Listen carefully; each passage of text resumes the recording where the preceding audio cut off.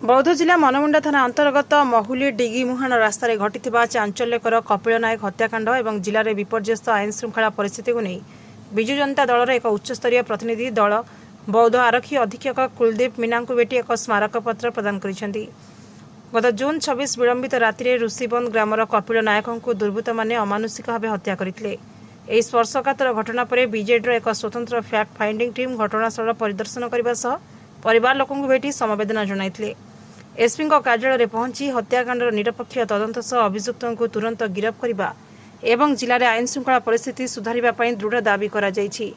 एही प्रतिनिधि दल में बीजेडी पूर्वतन मंत्री प्रदीप कुमार अमात, कंटामाल पूर्वतन विधायक महिधर रणा, राज्य संपादक कैलाश कुमार मुखी, कंटामाल ब्लॉक सभापति राधाबल्लभ प्रधान, पूर्वतन सरपंच बालमुकुंद मेहर और प्रेमराज रणा सामिल थिले।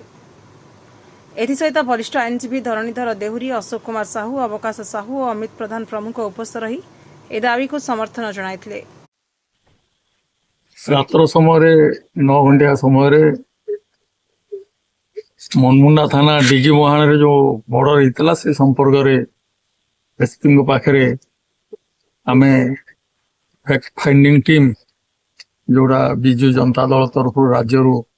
प्रेरण कराइला से स्पॉट इनक्वारी कर एसपी को समस्त तथ्य उपस्थापन करिचु एवं विशेष भाव में जिले में विपर्यस्त आईन श्रृंखला किभली भाव में सुधार आसो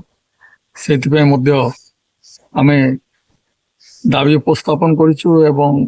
एसपी महोदय सठिक ढंग से परिचालन करने को माने सम्मति प्रदान कर।